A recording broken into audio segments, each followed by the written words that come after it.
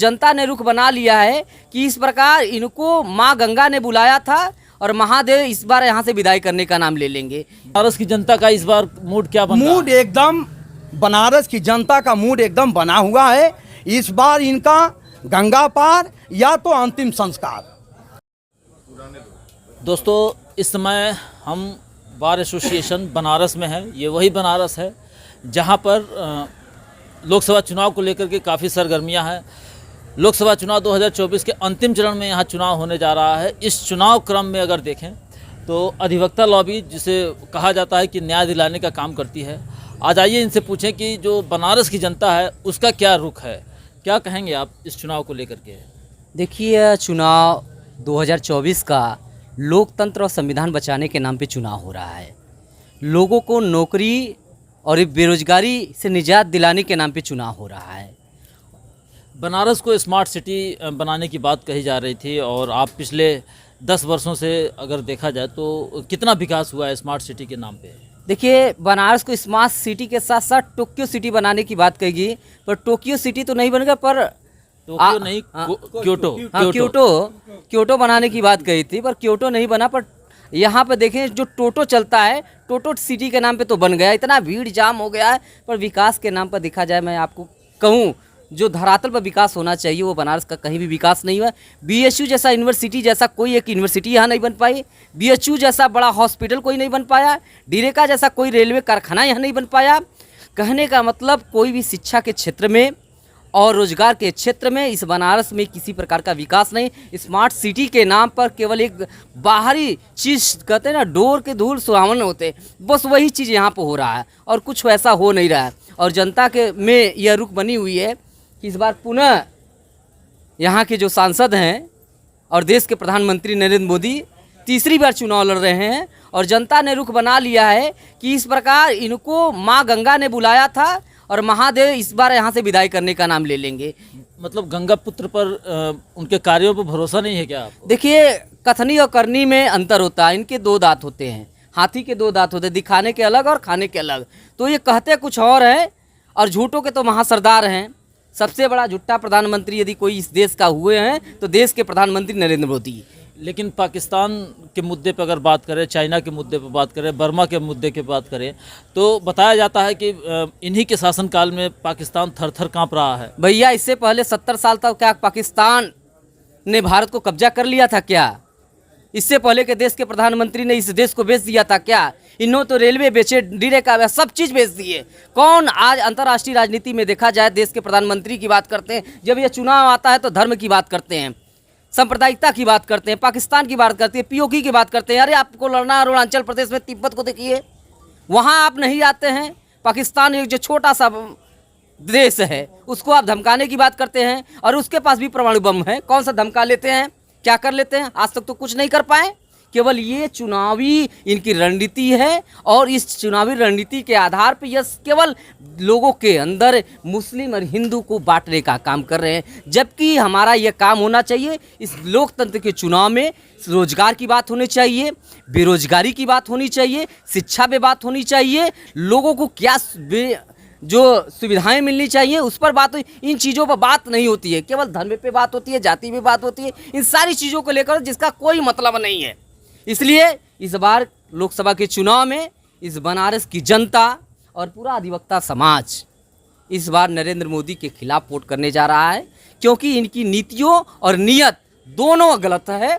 और इस बार हम लोग इंडिया गठबंधन जो आ रही है सरकार, जो संविधान बचाने के नाम पे है, लोगों को न्याय दिलाने के नाम पे है, ऐसे सरकार का हम निर्माण करने जा रहे हैं। और हमारे समाज में समतामूलक समाज की स्थापना हो सके, बाबा साहब के संविधान की रक्षा हो सके, क्योंकि यह कहा जाए कि यह संविधान को जलाने वाली सरकार है। इनके ही बड़ी बात इन्होंने कहा है कि संविधान को जलाने वाली सरकार। अन्य अधिवक्ता साथी भी हैं, हम उनसे भी बात करते हैं। अच्छे दिनों का आश्वासन देकर के सरकार 2014 में आई थी और आज 2024 है, यानी पूरे 10 साल का कार्यकाल बीत चुका है। कितना अच्छे दिनों आपने महसूस किया है? अब अच्छे दिन तो ये खुद बोल दिए हैं माननीय गृह मंत्री जी ने कि नहीं, ये तो जुमला था। और खैर अच्छे दिन बस बोलना और करना दोनों में अंतर होता है। पहले हम 400 का गैस लेते थे, आज 1100 का ले रहे हैं। पहले जो दवाई हम 10 रुपये की लेते थे, आज वो दवाई 100 रुपये की ले रहे हैं। पहले जो किताब 20 रुपये की आती थी, आज वो किताब हम 200 की ले रहे हैं। पहले जिस रोड पे हम चलते थे टोल टैक्स 10 रुपया लगता था, आज वहाँ हम 150 दे रहे हैं। यही अच्छे दिन है। और जो राशन 5 किलो आप राशन हर महीने लोगों को दे रहे हैं। 5 किलो राशन आदमी क्या कुटाएगा, क्या खाएगा। और अगर आपको राशन देना है, 80 करोड़ लोगों को आप बताते हैं राशन, ये आपकी उपलब्धि है।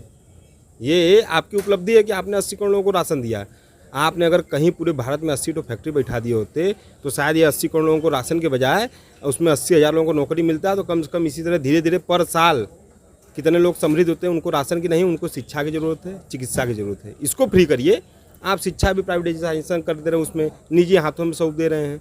वो मनमाना फीस ले रहे हैं, मनमाना किताब अपने मन का उस पर वो कर रहे हैं। शिक्षा पर टैक्स पूरे भारत छोड़ दीजिए, पूरे विश्व में जितना टैक्स शिक्षा पे यहाँ पे लिया जाता है वो कहीं नहीं है।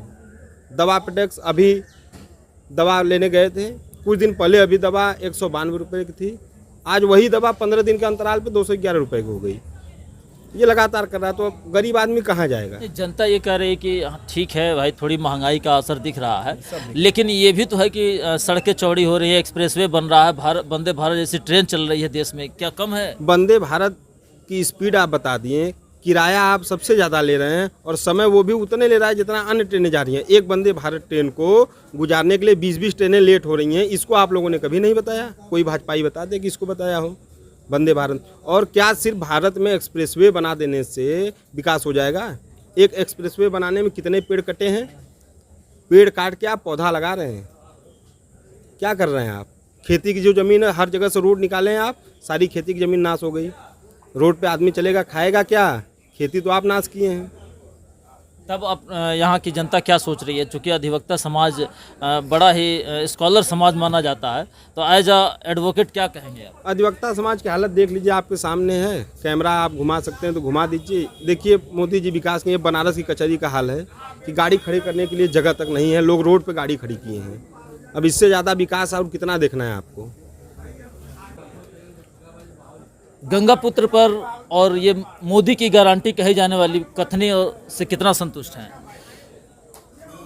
मोदी के कथनी और करनी में बहुत अंतर है।